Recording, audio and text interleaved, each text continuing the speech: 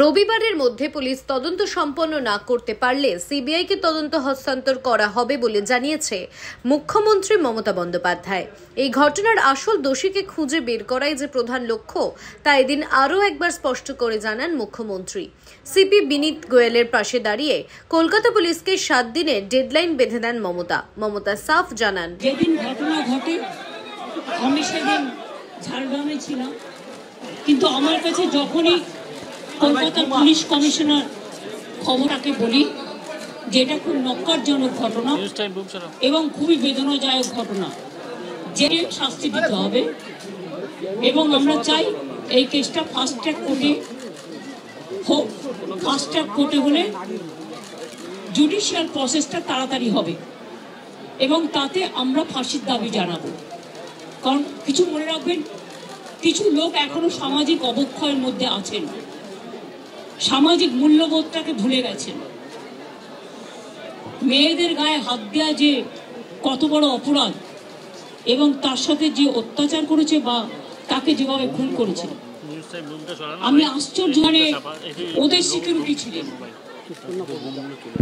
সবাই ছিল, উঠলো, এটা এখনো আমি ঠিক বুঝতে পারছি না। পুলিশকে আমি বলেছি, বাবা মাও যেটা আমাকে বলেছেন যে ওদের ভেতরেই কেউ আছে, যদি ভেতরে কেউ থাকে, কারো প্রতি সন্দেহ হয়, যারা ছিল, যারা ওর বন্ধু বান্ধব, তাদেরকে সবাইকে ডেকে কথা বলবে এবং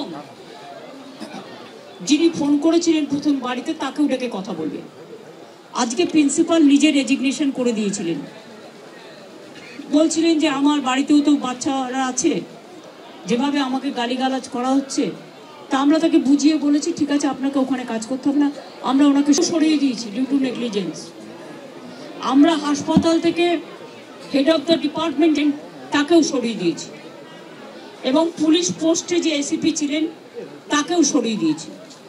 সবাইকেই সরানো হয়েছে এবং ডগ স্কোয়াড থেকে শুরু করে, ভিডিও থেকে শুরু করে, ফরেন্সিক ডিপার্টমেন্ট থেকে শুরু করে সবাইকেই ইনভলভ করা হয়েছে যাতে খুনি গ্রেপ্তার হয় এবং দোষীরা শাস্তি পায়। এবং আমি চাই পুলিশ যত তাড়াতাড়ি সম্ভব দোষীদের গ্রেপ্তার করবে।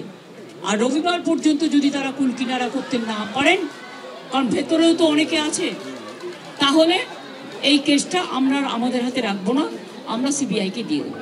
তার কারণ হচ্ছে আমার এতে কোনো পাওয়ার লেনা দেনা কিছু নেই, আমি প্রথম দিন থেকেই বলছি। কিন্তু ওদের সাকসেস রেট খুব কম। তাপসী মালিককে যখন খুন করে হত্যা করা হয়, ধর্ষণ করে, আজ পর্যন্ত বিচার হয়নি। সিঙ্গুরে এটা হয়েছিল, নন্দীগ্রামে যখন 14 জন গুলিতে মারা যায় বা 10 জন হারিয়ে যায়, আজও তারা ফিরে আসেনি। এই কেসগুলো সব সিবিআইয়ের হাতে ছিল, রিজার্ভের কেসও ছিল, একটা কেসেরও বিচার হয়নি। এমনকি রবীন্দ্রনাথ ঠাকুরের নোবেল প্রাইজ চুরি হয়েছিল, সেই কেসটাও ছিল, মানুষ কোনো বিচার পায়নি। কিন্তু তবু মানুষের স্যাটিসফ্যাকশনের জন্য যদি কেউ ভাবতে পারে যে পুলিশ ঠিক মতো করতে পারছে না, যদিও Calcutta police is the best police in the world, তাদের তদন্তের যে সিস্টেমটা এবং সবচেয়ে ভালো অফিসারকে লাগানো হয়েছে সমস্ত কিছু দিয়ে, আমরা রোববার পর্যন্ত সবাইকে ডাকবো, আমাদের পুলিশ ডাকবে, এটা বিনীত বলবে, আমি বিনীতকে বলতে আহ্বান জানাচ্ছি।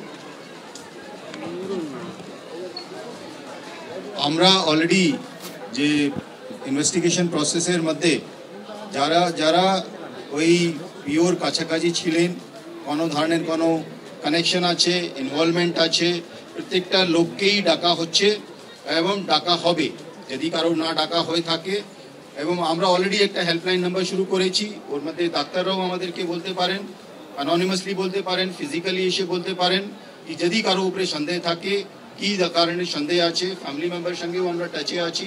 কালকে অ্যাডিশনাল CP1 পার্সোনালি এখানে এসেছিলেন, উনি ওনার ভিউটা জেনে গেছেন। আমিও আজকে এসেছি, ম্যাডাম এখানে এসেছেন, আমরা ওনার ভিউটা জেনে গেছি এবং ওদের সঙ্গে আমরা কন্টিনিউয়াসলি যোগাযোগে থাকবো এবং প্রোগ্রেস অফ ইনভেস্টিগেশন নিশ্চয়ই ওদের সঙ্গে শেয়ার করব। এবং আমরা নিশ্চিত কি আগামী 4-5 দিনের মধ্যে যদি আরও কেউ থাকে আমরা নিশ্চয়ই ওদের সবাইকে আমরা নিশ্চয়ই অ্যারেস্ট করতে পারবো। আর যদি তার সত্ত্বেও যদি ফ্যামিলি স্যাটিসফ্যাকশন না থাকে, ম্যাডাম যা বলেছেন সেটা হবে। আপনারা দেখছেন ইউএন লাইভ, বাংলা খবরের শেষ কথা।